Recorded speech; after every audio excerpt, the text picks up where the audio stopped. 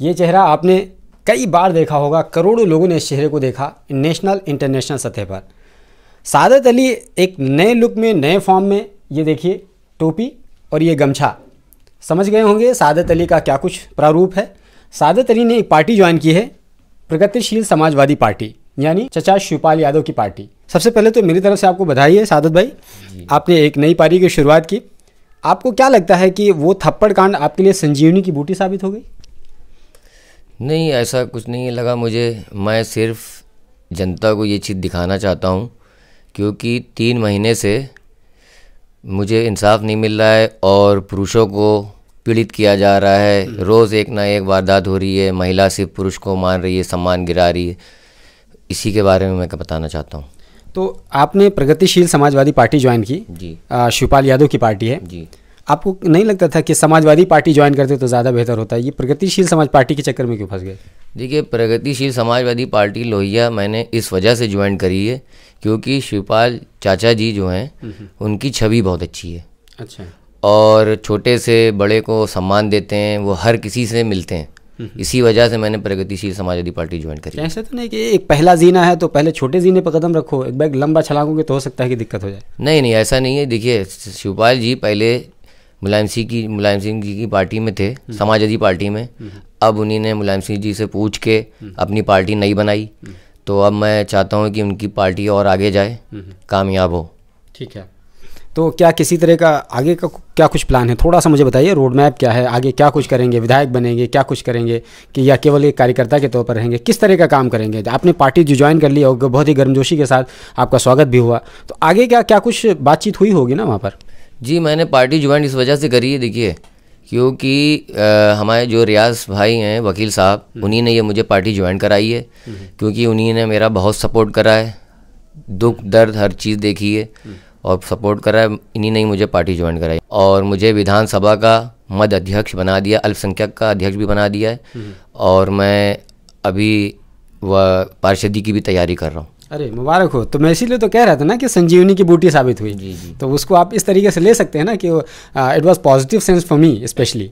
जी, ठीक है। तो रियाज साहब, मैं आपसे भी बात करूंगा। आपने इनको पार्टी प्रसपा ज्वाइन करवाया, इसके पीछे क्या कारण था? आप चाहते तो कि दूसरी पार्टी की तरफ भी जंप करवा सकते थे, प्रसपा ही क्यों? जी, मैं आपको बता दूं, मैं एडवोकेट रियाज अली खान, कि इन्होंने हाल ही दिनों में अभी प्रगतिशील समाजवादी पार्टी शिवपाल जी की पार्टी ज्वाइन करी है, जो कि एक समाजवादी पार्टी की एक शाखा है, एक तरह से हम लोग कह सकते हैं। और हाल ही में अभी बात चल रही है चाचा की और अखिलेश जी की। हो सकता हो कि गठबंधन जल्द से जल्द आपको इसकी भी खुशखबरी मिले आपके चैनल के माध्यम से। इसलिए इनको मैंने प्रगतिशील समाजवादी पार्टी ज्वाइन करी। विधानसभा मध्य से अध्यक्ष हैं। हम चाहते हैं कि सिस्टम में घुस के, सिस्टम में बहुत सी कमियां हैं, उनको दूर करा जाए। इनका केस कहाँ तक पहुँचा, थोड़ा सा ये भी अपडेट कर दीजिए लगे हाथों। जी, मैं ये बता दूं कि इनका जो केस था 151, 107-16 वाला, जब 30 जुलाई को ये अरेस्ट हुए थे, तो 31 तारीख को इनकी जो है यहाँ पर मैं गया था कल्ली पश्चिम सहायक पुलिस आयुक्त के, वहाँ से इनकी बेल करा दी। और उसके बाद उसमें भी हमें ऑब्जेक्शन फाइल करना है। एक तो वो मुकदमा मेरा पेंडिंग में चल रहा है, उसमें हमें 30 तारीख की जो डेट मिली है उसमें हम जो है क्योंकि दिवाली का फेस्टिवल पड़ने के नाते उसमें डेट एक्सटेंड हो गई थी।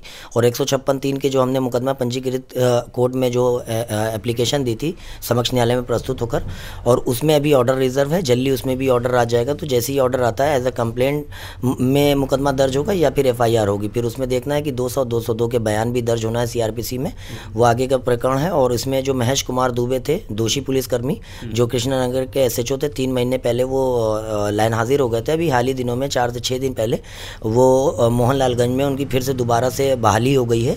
वो अभी उन्होंने 4 संभाल रखा है। तो अभी देखना है कि आगे हमारी लड़ाई बहुत लंबी है, कोशिश करेंगे। तो बेहतर है कि आपने जिस तरीके से बात कही, और जैसा कि हम सुनते हैं कि वाकई में अदालती जो प्रक्रिया होती है वो बहुत लंबी चलती है और 4-4, 5 साल खिंच जाते हैं। और मुझे भी उसी समत में ये केस जाता हुआ नज़र आ रहा है। अभी तक किसी तरह की प्रियदर्शनी कोई गिरफ्तारी नहीं हुई है। लगातार अलग अलग सेक्शंस लगाए जा रहे हैं, हटाए जा रहे हैं, FIR हो रहा है, नहीं हो रहा है, वो अलग अलग तरीके की चीज़ें चल रही हैं। अभी कोई कंक्लूजन नहीं निकल रहा है।